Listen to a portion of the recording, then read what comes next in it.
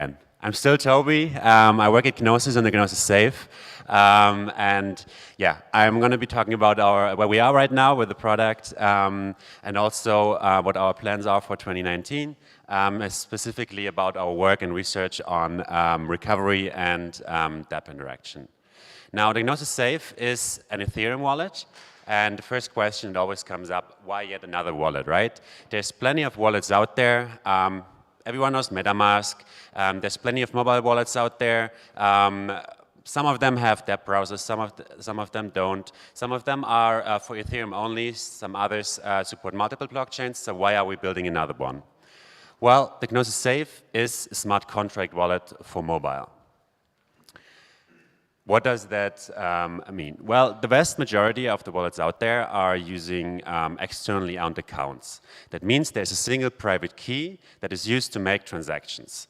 And this comes, there's some problems with it. For example, the user has to make sure to back up that private key, to back up their recovery phrase. And so they have to even understand that concept of backups and private keys.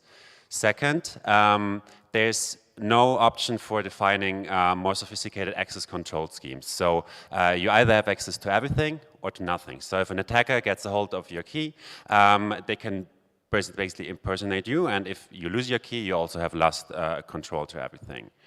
And now let's face it, users are not ready for it, right? So the internet is full of stories like this, where people thought they backed it up or didn't even back it up, and now they cannot access it anymore, and it's a problem.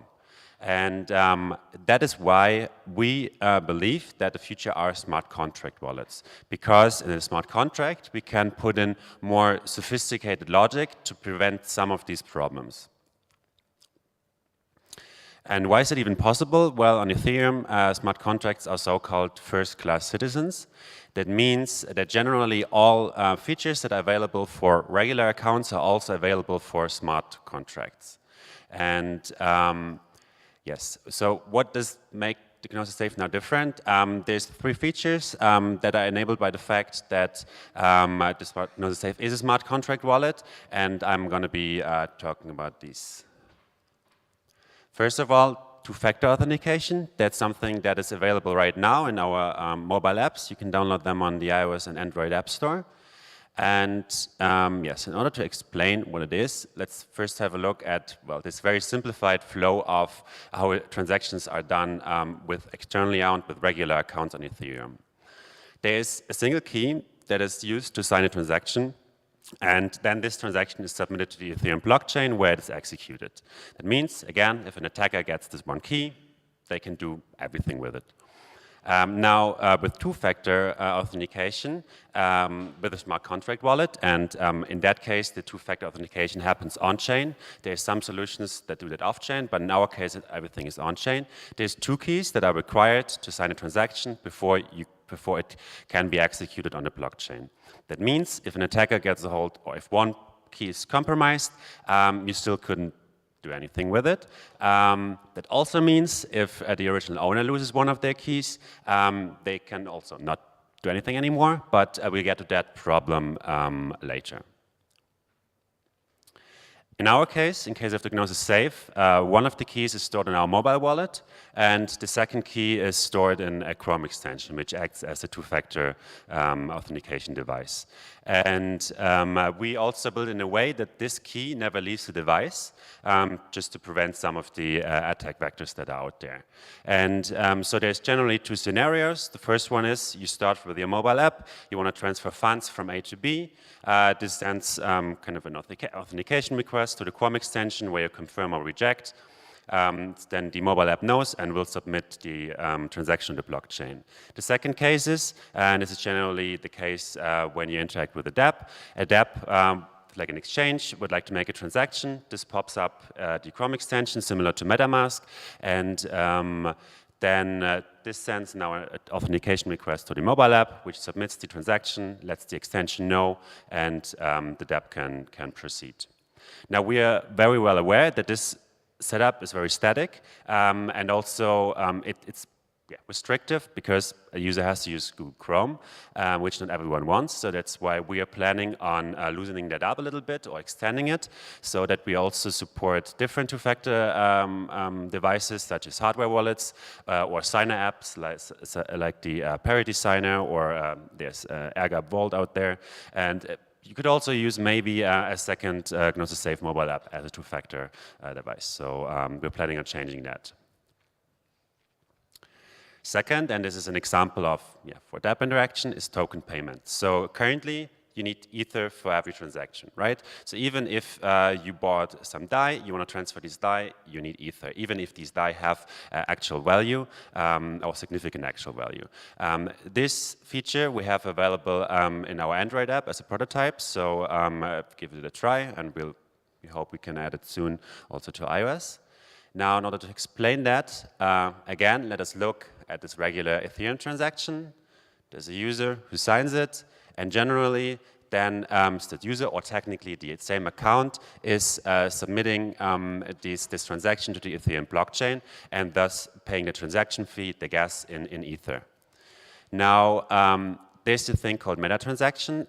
And, well, there's plenty of definitions out there. You can make them as complex as you'd like. But in my opinion, the most simple case is that it's a decoupling between the transaction that would like to be executed, that it's signed, and the submission of the transaction to the blockchain.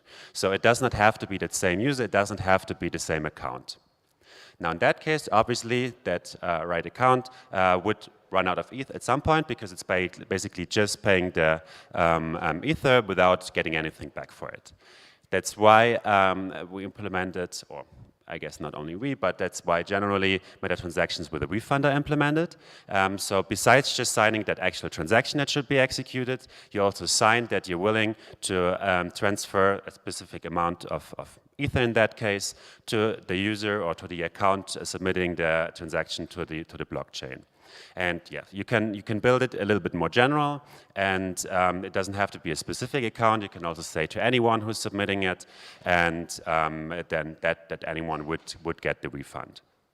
And this person that is submitting is generally called relayer or transaction relayer, and that person is, or that service is basically defining how much gas they are willing. Basically, you also have to define gas limits and gas prices. And since it's essentially just another transaction that is being signed, you can also say you don't accept Ether, but you accept just a ERC20 token. And this is basically now meta transactions with refund and ERC20 tokens, and which is available right now. So just to summarize again, why do we use these meta transactions? First, it's a smart contract wallet. They work anyway different, so that's why we have to use them. The second point is you don't need Ether on a second account to submit a transaction to the blockchain. And the last one is the most important one. There's a free choice on who pays for the gas, because it could be that user, it could be, in our case, Gnosis, or it could also be a third party paying for the gas, and thus potentially getting a refund. Because that next question is usually this, why don't we just pay all transaction fees for the user? Because it would bring a lot of advantages for onboarding and for adoption, because then users just don't have to care about that anymore. And the reason why we don't do it is, we would run out of ETH at some point, but technically, like the person or the entity that is having the most value in a transaction should pay for it, right? So if it's the user, I think even also long-term the user should pay it. Or if it's actually a dApp that wants the business of the user, then the dApp should do that. And that's essentially how we believe it should work long-term. So that, for example, like we are in touch with some projects who are definitely interested in that, and it could work in a way that they would have some credit on our relay service, and then we would notice if a user would interact with this dApp, and then instead of us paying it or the user paying for the transaction, we would just deduct the amount from that credit, and essentially the transaction is paid for. All right, next point, seedless recovery. I think that's something we don't have available right now. It's still in development. We have a lot of ideas, but it's not yet ready. So it's actually, in my opinion, the most exciting point about smart contract wallets, because it's trying to solve some of, basically that problem. Right now, recovery phrases, everyone uses them, not really everyone likes them, but they're out there, and Gnosis Safe is no exception. So right now, if you right now download the app, you would still have to write down this such a recovery phrase. Now, there's these problems. If you write them down, you could lose them. Even if you write them down on some things like crypto steal, you can still lose them. That's why generally there's this approach of social recovery, and the Gnosis Safe is no exception there. So how this would work is if you're a user who's setting up a safe, you would define 3, let's call them friends, who could verify your identity in case you have lost access to your safe. We don't want to store the addresses of these users on chain for privacy reasons, but still these 3 people could verify in case of recovery. This was the setup flow. Now in case of recovery, 2 of these 3 would have to verify your identity before you get back access to your safe. And well, the obvious problem, what if these 3 turn malicious? That's why we put in a time lock or a challenge period during which the original owner could stop that recovery. And only after that time period has passed without the original owner kind of like making a transaction, then access to a safe is recovered. About that time lock or challenge period, it's not that easy to define a good time, because first of all, the user has to notice, because if you're on vacation and you're for like a month and that period is only 2 weeks and you're without internet, then you would not notice, you would not be able to stop the recovery. So yeah, second, how long should it last? I guess, well, it's the same problem, but because if you are recovering, you want to have it very short, right? Ideally, I mean, you don't want to wait until you get back access to your funds. So maybe a day or so is good. But if someone else is trying to like steal your funds, obviously you want to have it as long as possible, 2 weeks, 3 weeks, a month, or a year, depending on how much funds you store. And third, maybe, and that's basically, I guess, that trade-off that you can find is there an option to accelerate? So we have 2 authentication factors, right? And if you just have lost access to one of them, then potentially you can use the second one to shorten the time period and to get back access faster. So I guess there is no single ideal answer to the question, how long should that period be? It should be, like a user should be able to set it, and we should just come up with, well, good default settings for this. Then it doesn't have to be, I want to highlight with that slide, it doesn't have to be just friends or other people you have to trust, because essentially it's a little bit of a, well, chicken and egg problem, that your safe is only as secure as the safes of your friends. And so if you have lost access and your friends have lost access, there's still no way for you to recover. So that's why, obviously, it could also be other wallets, it could be a hardware wallet, or you could just hold all the other authentication factors, and so you remain responsible for keeping them safe. Now, what if there is, what if the recovery phrase is lost and social recovery fails? Because that, well, it still could happen, right? And in that case, there's this thing out there called like dead man switch or paralysis proof. So how that would work is you, as a user who wants to gain back access to your account, to your safe, you would put up a bounty, and or you would stake that, and this would trigger again another challenge period or a time lock, during which it would be checked if the original account, the original safe, is still not active anymore. And if it becomes active, then you would lose that bond, because obviously you were trying to steal something, and if not, eventually you gain back access. The same questions, how long to set the time period, how does the user notice, also apply here. just in general, it should be just way longer, because this is some kind of a last resort recovery, and it's something we will definitely not put in the first version of this, but long term, I think we believe it makes sense,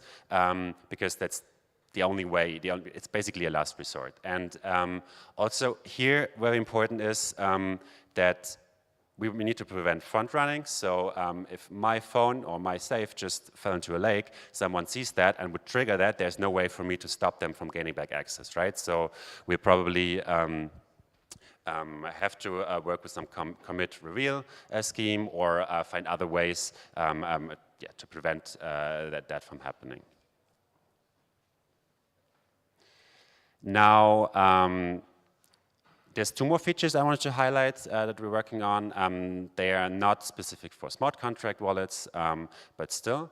So first, there's signatures. So it's also currently in development. We have an internal prototype about that, but we would love to talk with some app developers out there about it. So there's steps that require you to sign something off-chain, to sign some messages, and it's used for login, authentication, or as like an input to like some kind of smart contract function. So for a regular account, if there's one key, you just sign something, and then the dApp could recover and know about the identity of who signed. In our case, well, there's potentially 2 keys or more keys, right? So how do we do that? Our simple prototype just concatenates the signatures, and so you would be able to determine some kind of identity from that. Now, it's a first version. It does not. It solves for some use cases. It does not solve for all of them, because what if one key changes? If you switch to a new phone, this would be a new owner, and this would also basically change the signature. We don't have a solution for that yet, but that's something we were working on, and we'd like to definitely start that discussion around that. Last but not least, currently, how the Gnosis Safe enables users to interact with dApps is via the Chrome extension. So similar to MetaMask, we implemented a Chrome extension that injects a Web3 provider, and basically that's how it works. So now what we've learned is that's a solution that's really specific for the safe, and we don't believe that it scales very well. Obviously, we're in competition with MetaMask, which is currently quite tough, and also it's not really a standard that someone else could easily adapt, and that's why we would like to switch to Wallet Connect soon. For that, we also have an internal prototype, and we hope we can roll it out soon. So essentially, Wallet Connect is a protocol to connect. It's a communication protocol between mobile wallets and dApps generally. You would scan a QR code, which then establishes a secure connection between the dApp and the wallet, and via that, basically, transactions are triggered and transaction data is exchanged. A word on security. So the Safe is a smart contract wallet. So a smart contract can have bugs, and we've done some audits on it, and also we've done. There has been done formal verification done on the smart contracts by a company called Runtime Verification. It was funded by the Ethereum Foundation and the Gnosis Ecosystem Fund. Essentially, what it is the smart contracts are formalized as a mathematical specification, and then it's verified that the EVM bytecode satisfies this specification. The report of that can be found at this link, and that's essentially the measures we've taken to make sure that there's no bugs in them. Since it's a smart contract wallet, that's something that everyone needs to be aware of. Coming back to that original question, why yet another wallet? I hope I could highlight some of the differences and why we believe that smart contract wallets are definitely solving some of the problems. And something to mention is it's actually not 100% true that there's no other wallet out there that does that. There's Argent, right? Some of you might have seen a talk from yesterday. The motivation of this project is definitely very similar to the motivation of the Gnosis Safe. And there's some differences. For example, Gnosis, the Gnosis Safe is a successor of the Gnosis Multisig, which was, it's one of the very popular multi-signature wallets out there, used by projects for their ICOs back in the days, and currently still to maintain funds. And since the Safe was born out of that, the use case is just much more general. The smart contracts are written in a little bit more general way, and the application areas are bigger. For example, I guess right now we focus on the individual single user case, but in the future we'd also would like to support teams with that. Then our front ends are open source, so you can check them out and see what we do, that we don't do any bad thing. It's another difference. And but besides that, we're definitely very interested in keeping both interoperable, and maybe we can even work together on the recovery. All right. Please download the Gnosis Safe, try it out, let us know what you think, be it positive or negative. And also we'll be doing a bunch of user tests throughout the conference. So if you're interested, find us at the booth, and we're happy to talk about the Safe.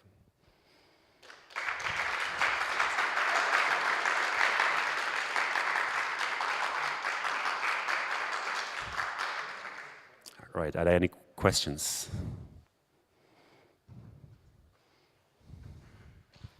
So 2 questions here. The first one is about the formal verification part, is that usually when bad things happen in the Ethereum ecosystem, it's not because some project does not fulfill the formal specification, but it's because the formal specification does not actually match the informal specification. And it would be interesting to hear your take on what exactly you have proven, and how can you convince your users that, what they informally expect this to do is actually what it does. And that's the first one. So let's. Sure. So me personally, I'm definitely not an expert on formal verification, but I can still try to answer your questions. So sure, with that, we don't prove that the informal specification, but basically that what we have implemented matches the informal specification. But what we can do is we can look at what has been implemented at the code, and we can just look at any input parameters, even the ones that we haven't considered while developing that code, and see what the outcome of that is, if there's any unexpected outcomes. So that's, to my understanding, on what formal verification does. I'm not sure if that answers your question. Well, basically my question was, how do you make sure that the formal specification is simple enough that people can read it and be reassured that it's actually what they expect? So I think it's, I don't think it's possible to make it simple to read a formal specification, or the formal, like that code that we have, or that at least they have been producing as part of this process of formal verification. But isn't that the case with like almost anything, that basically maybe you know someone you trust and who's able to understand what we did, and that person says, okay, well, yeah, they've been doing an okay job, at least I don't see any problem, and then so you trust this person. So I think it's a little bit unrealistic that really everyone should understand low level what we've been doing there. But there should always be a way for the interested person who knows everything to double check, and then they could flag and raise issues. And then it's the point where even, like non-technical people would like hear like, oh, well, maybe there's something wrong, I should maybe not use it. Okay, and the second question is more of an engineering one, that yesterday we had an interesting talk by Fabian about ERC 725, which is a standard for a proxy contract where you can put all those multi-sig and all those things where you can abstract away the key from the account, which is basically what was the beginning of your talk. There's actually a standard for that, ERC 725. And then you can draw a clear line between the proxy contract and the actual application, the actual contract that you are kind of governing with that account, that abstracted account.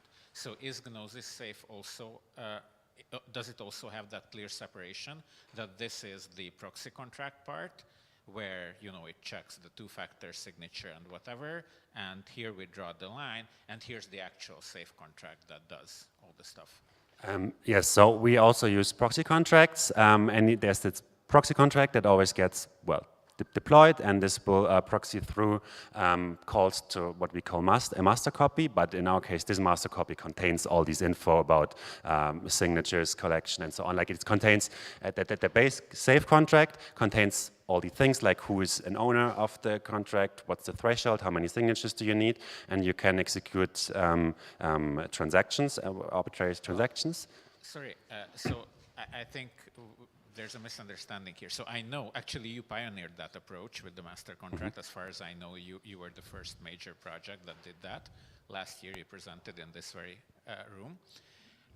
But what I'm asking is not it's specifically the governing, the separation of the identity governing the contract from the contract, which is basically completely agnostic of what the contract does.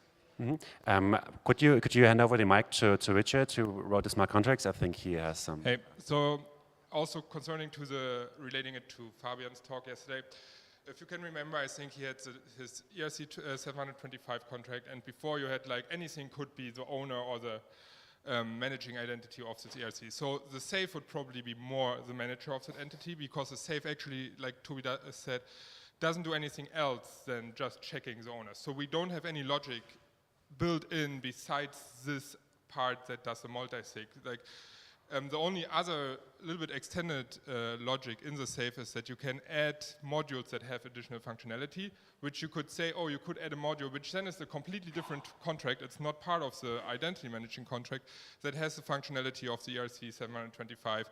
Or for our recoveries, all this logic will be in different contracts that basically then are just managed again by our safe contract. But the safe contract itself is only responsible for checking, hey, if you want to execute a transaction, do you have enough confirmation from enough of the owners to actually execute it, and nothing else?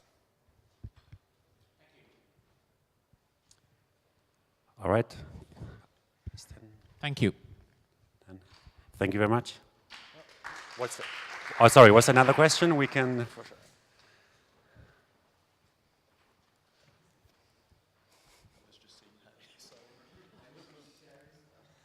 All right, turns out there was no question. A happy coffee break.